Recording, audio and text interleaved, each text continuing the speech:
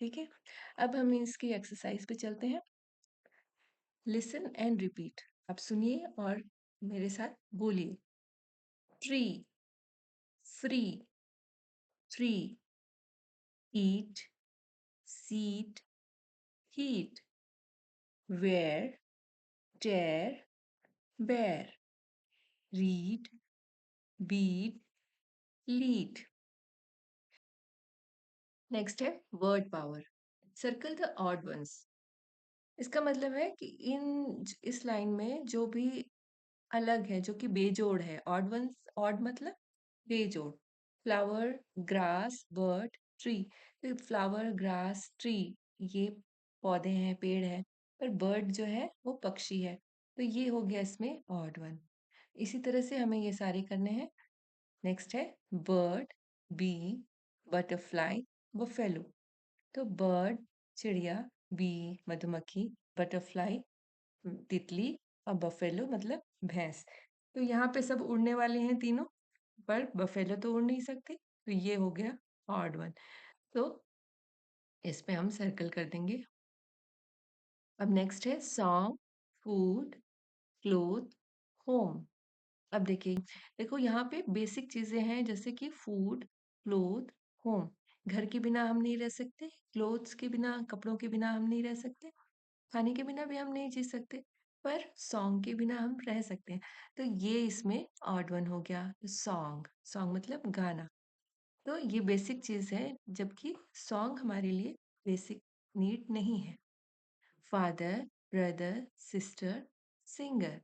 पिता, भाई, बहन और सिंगर मतलब गायक। तो यहाँ पे फादर, ब्रदर, सिस्टर तो हमारे संबंध है, जो रिलेशन है। सिंगर जो है वो यहाँ पे ऑड हो जाएगा। नेक्स्ट है बुक, पेंसिल, वाटर, पेन। अब देखिए, बुक किताब, पेंसिल और पेन ये हमारे पढ़ाई के काम आते हैं। वाटर जो है वो यहाँ पे ऑड हो जाएगा, वाटर मतलब पानी। तो मुझे लगता है आपको समझ में आया होगा। नेक्स्ट है complete this sentence using the given words. तो यहाँ पे देखिए कुछ शब्द दिए हैं, books, plants, pets, prayers, games.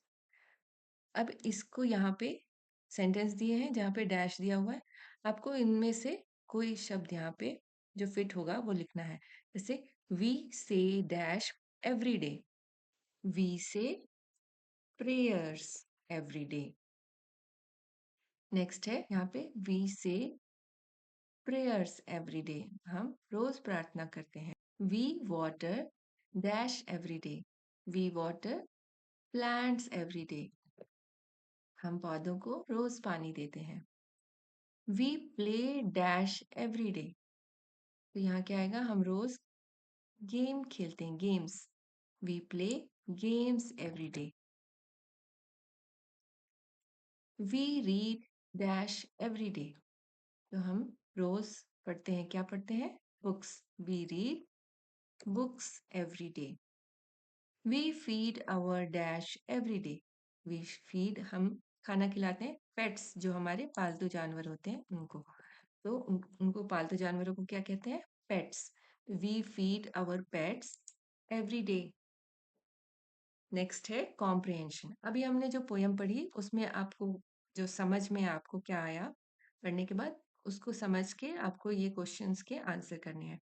तो फर्स्ट क्वेश्चन है find out the rhyming word in the poem.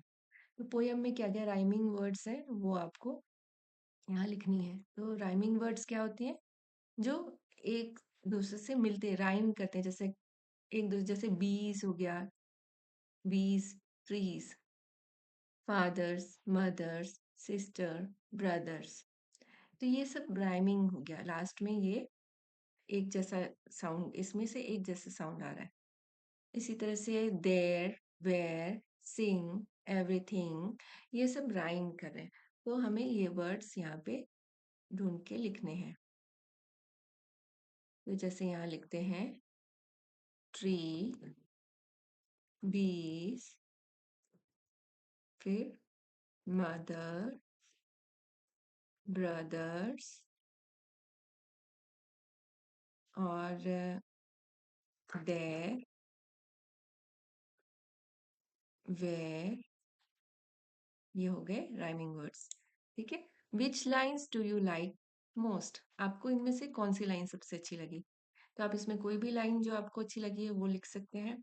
तो मुझे सबसे अच्छी लगी for playmates and for everything. तो मैं इसमें से कहूंगी for playmates and for everything we thank you God. ये लाइन मैं वहां लिख दूंगी। आप लिख दीजिएगा यहाँ पे आपको जो लाइन पसंद हो। Why should we be thankful to God, हमें ईश्वर के प्रति थैंकफुल क्यों होना चाहिए, इस क्वेश्चन का ये मतलब है। तो हम यहाँ पे लिख सकते हैं we should be thankful to God for giving us life, home, parents, and everything.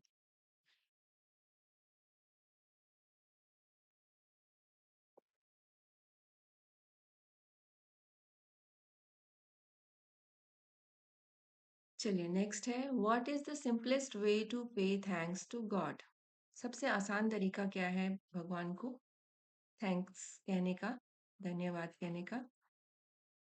The simplest way to pay thanks to God is by praying with love and gratitude. Gratitude मतलब कृतज्ञता। तो the simplest way to pay thanks to God is by praying with love and gratitude। हम या प्रेम से और कृतज्ञता से हम भगवान को धन्यवाद करें, यही सबसे आसान तरीका है प्रे करने का, थैंक्स करने का। लेट्स टॉक, अभी ये आपको ये जो एक्सरसाइज है ये आपको बोलने के लिए है। आप 10 मिनट अपने साथियों के साथ इस तरह से बात कर सकते हैं। Who has given us father and mother, हमें अब माता पिता किसने दिए?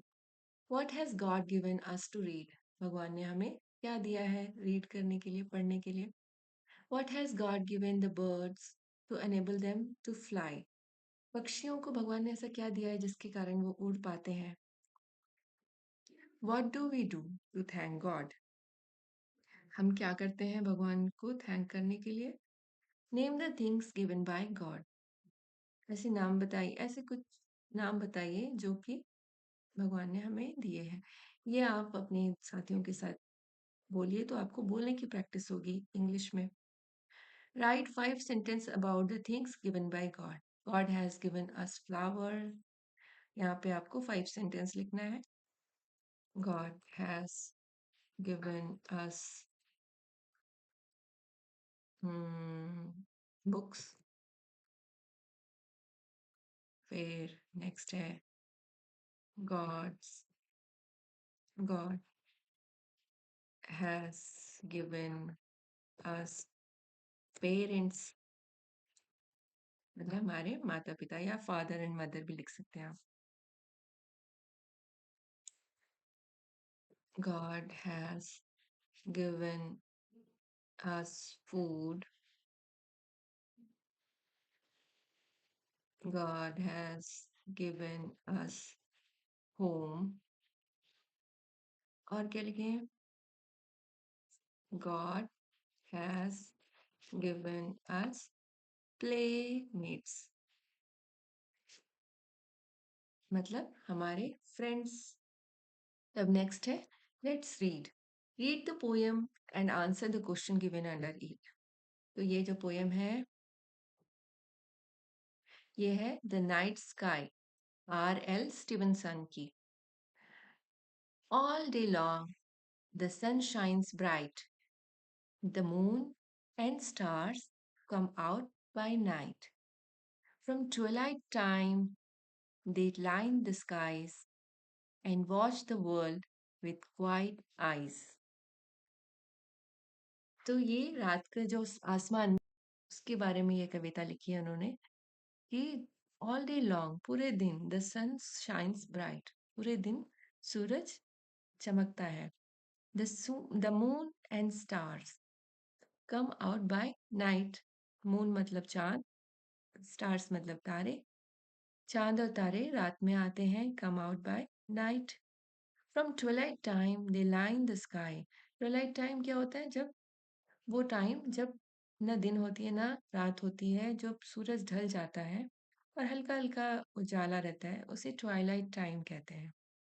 दे line the sky and watch the world with white eyes, तो आसमान में ये सब तारे और चांद दिखने लगता है और पूरी दुनिया को क्वाइट, क्वाइट मतलब चुपचाप, शांति से, आईज मतलब आंखें, शांति से देखते हैं। तो ये पोयम है ना अच्छी? तो ये है आर एल स्टीवनसन की पोयम। अब इससे जुड़े कुछ क्वेश्चंस हैं जो कि लिखा है। फर्स्ट है what shines during the day, दिन में क्या शाइन करता है? अभी हमने पढ़ा था सन, यहाँ पे लिखा है ना, the sun shines bright, sun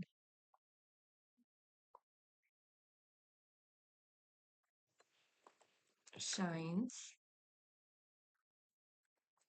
during the day. Next है how does the sun shine? How does the sun shine? तो सन कैसे शाइन कर रहा है? Bright. The sun shines bright. What come out by night? रात में क्या आ जाते हैं? The moon and stars come out by night. The moon and stars come out by night. Next है how does the moon and the stars watch the world? अभी बताया था quiet eyes, with quiet eyes. Watch the world with quiet eyes. With quiet eyes. What is more pleasing to you, the moon or the star? Pleasing मतलब सुखद, आपको क्या ज्यादा अच्छा लगता है, किसी के देखकर आपको ज्यादा अच्छा लगता है, मून को या स्टार को? तो यहाँ आप अपना आंसर लिख सकते हैं। मैं लिखूंगी the moon. Let's do it, write the names of some flowers and fruits. ये आपको करने के लिए लेट्स डू इट मतलब ये आपको खुद करना है। कुछ फलों और फूलों के नाम आपको लिखने हैं। Draw their picture on in your notebook, आपकी कॉपी में उनकी पिक्चर्स ड्रॉ करनी है, बनानी है। Collect some flowers and leaves of the plants, let them dry, and then paste them in your art and craft book. तो आपको कुछ फूल और पत्तियां इकट्ठा करनी है, उनको सुखाना है और उसको अपनी आर्ट एंड क्राफ्ट बुक में पेस्ट करना है। तो आई होप आपको ये लेसन समझ में आया हो, और अगर कोई डाउट हो तो आप मुझसे पूछ सकते हैं कमेंट सेक्शन में। चैनल को सब्सक्राइब ना किया हो तो सब्सक्राइब कर लें, और मिलते हैं नेक्स्ट वीडियो में।